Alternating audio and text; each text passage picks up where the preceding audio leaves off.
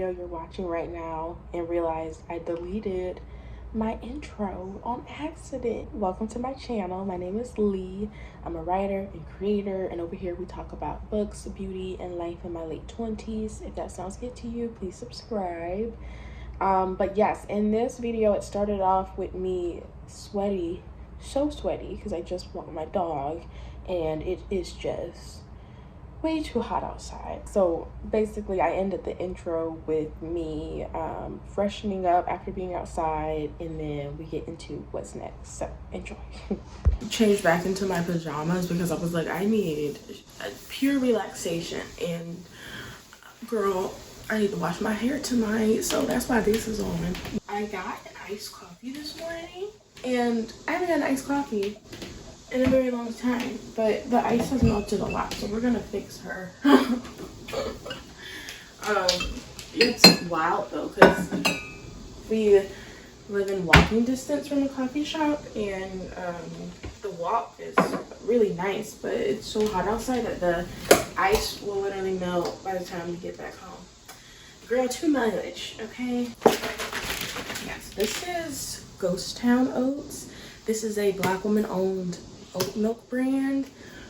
I've been wanting to try this for so long, and there is a Black owned grocery store that just opened in my town, and they had this, and I was like, girl, I'm so excited. And it's really, really good. I especially like it because it has 3 grams of added sugar, and some of the oat milks that you see, especially like the barista blends, have like 8 grams of added sugar. I don't know, it's just kind of high, so I won't probably do this every single day, but I was just so excited to try it, and it's really good. It's tasty. Oh, that's good. Okay. It is watered down a little bit, but it's okay, child. I don't need that much caffeine today. Today we are going to, I am going to make dinner. We're going to use our crock pot. I'm going to try to do this like chuck roast. Pretty much just like do like a slow cook beef type of thing, and put like onion in there, put carrot in there, and yeah, so that is something I'm going to do. And then I'm also going to create my book journal finally. I've always wanted to have a notebook that has all the books that I've read, so I can just keep track of them and just really see physically how many books that I've read, and also just make little notes about each book, because that was like one thing I missed about doing like analysis essays from school, is you just really diving deep into the book and, you know, figuring out the message and, you know, whatever your essay was about, like finding those key moments for your thesis statement and stuff. Like I just miss doing that, so we're gonna make a journal. But yes.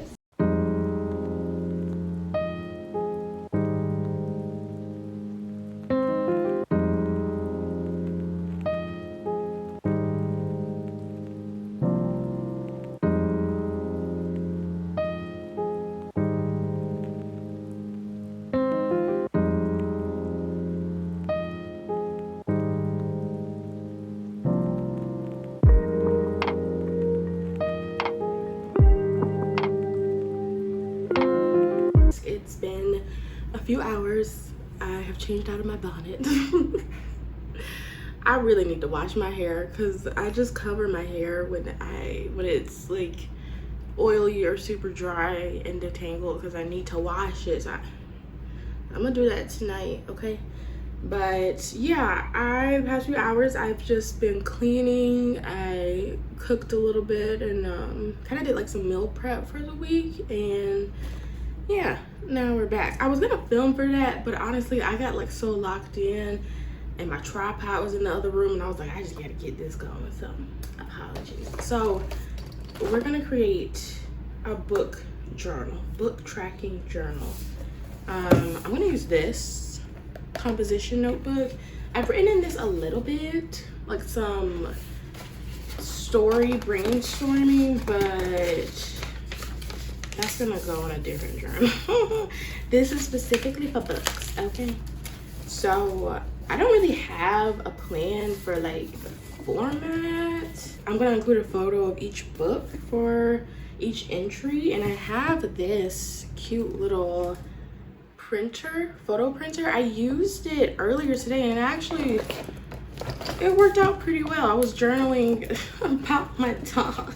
I have this photo of her in my, in this head wrap. Yes, I'll insert it, but it came out pretty good. I mean, you know, I think it'll work. It'll do the thing. So I think I'll just take a photo of each book cover, print it, and then, yes, that is what we will do.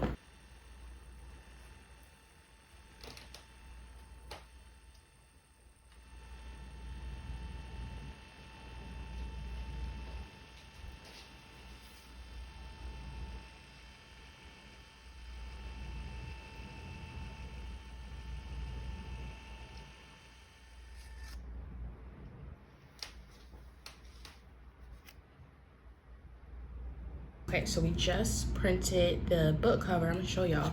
So it prints, see, I think it's actually pretty good. Obviously there's this like blown out spot, but for being like a mini printer, I think it's pretty good. It gets the job done.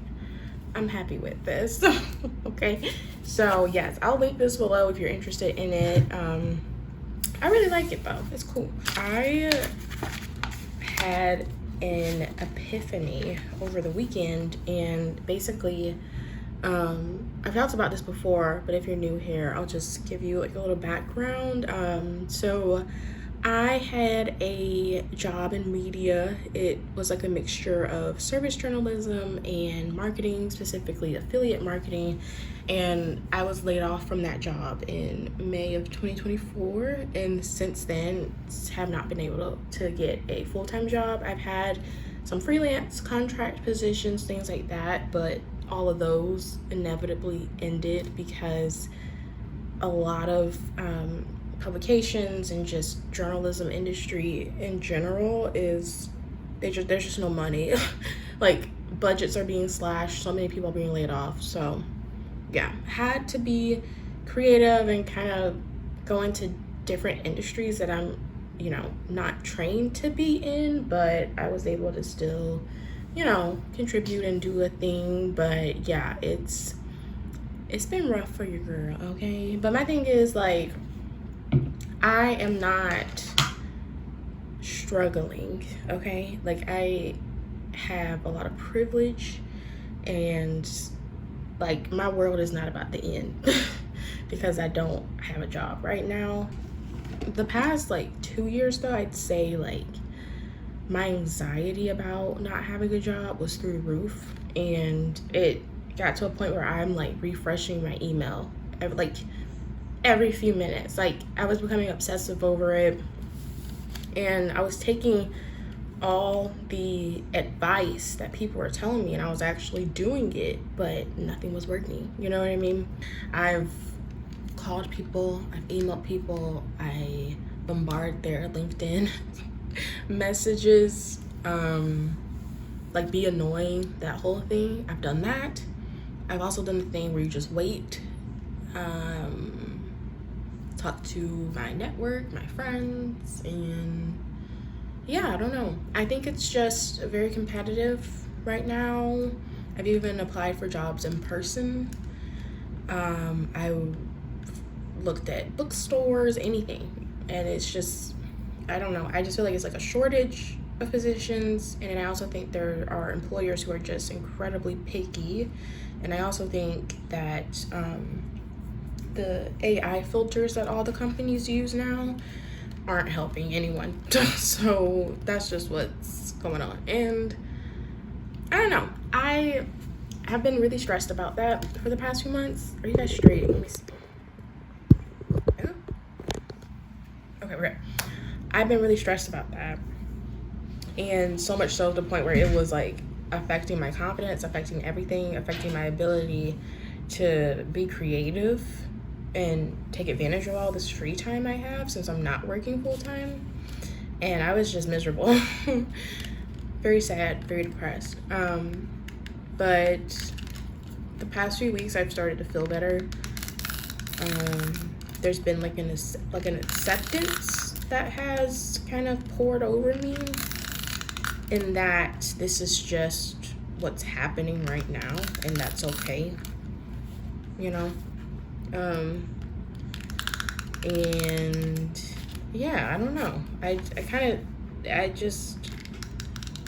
tired of feeling bad about something that is out of my control, because I know I've done everything I can do, and I still am, you know. I'm still applying for positions and stuff, but I'm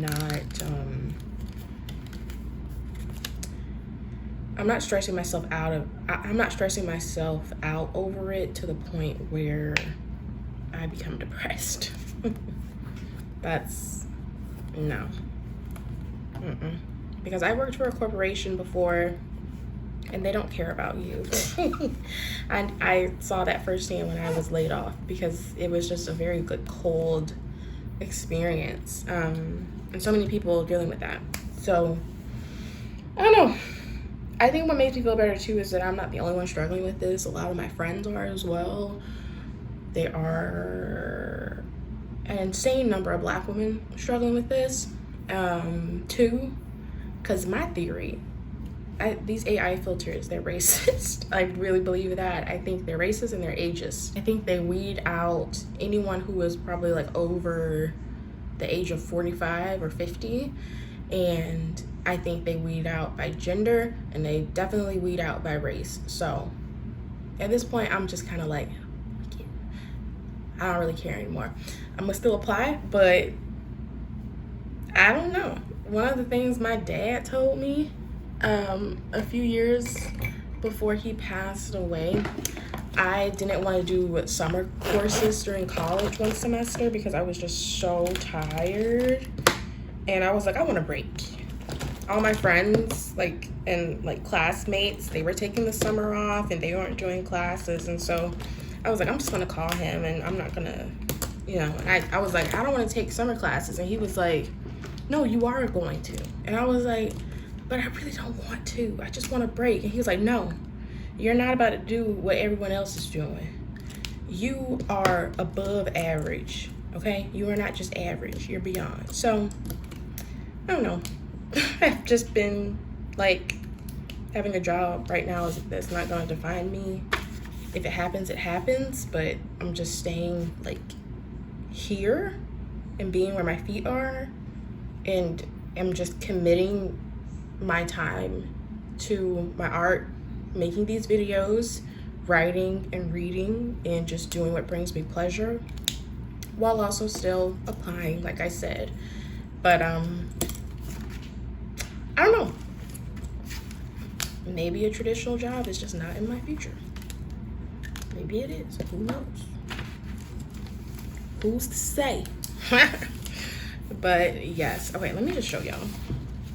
And obviously, that was just a little, give you a little insight more about what's been going on in my personal life and professional.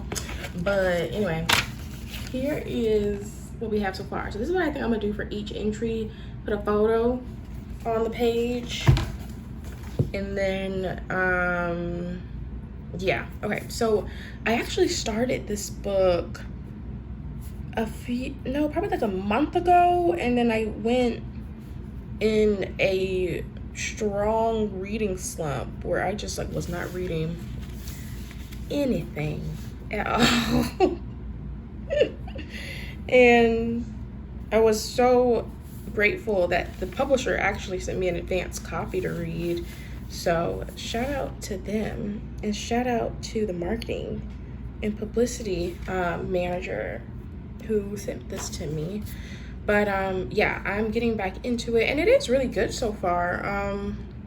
So basically, it's about, I think her name is, what is her name? Guinevere? I'm pretty sure it's Guinevere. Yes, Guinevere Sharp. So it's about Guinevere Sharp. She's a writer. I believe she's in her late 20s. And her mom was a really famous novelist. And her mom created these fantasy books that involved these two siblings, a brother and a sister. And they are heavily based on her actual real life children. So Guinevere and her brother, forgot his name. But yeah, so that's what happened. When you start the book off, the mom's dead, and the daughter, Guinevere, and her brother, they don't really talk. And, you know, there's little hints that something happened during their childhood and that their mom was, I don't know, maybe doing something weird. I don't know, child. But yeah, so it's been interesting so far. I'm just like a few pages in, but I definitely want to finish this book this week because I am a fast reader. It's just that, like, when I'm really busy in my personal life and stuff, I can neglect not reading, and I want to stop doing that because I love books and I love reading. So it is really good though. But yeah, I would love to know what you all are reading. Please let me know in the comments if you are reading fiction, if you're reading nonfiction, and if you aren't reading anything, let me know the last book you read, and if you are trying to get back into a reading practice like me, because it is hard. Hello friends, it is the next day. Do you notice anything different? Is the sound a little bit better? We got a microphone, and obviously this will clip to my shirt, but I saw the girls online putting their microphones on the lip balm, and you know what? I wanted to know what that felt like. It feels pretty good.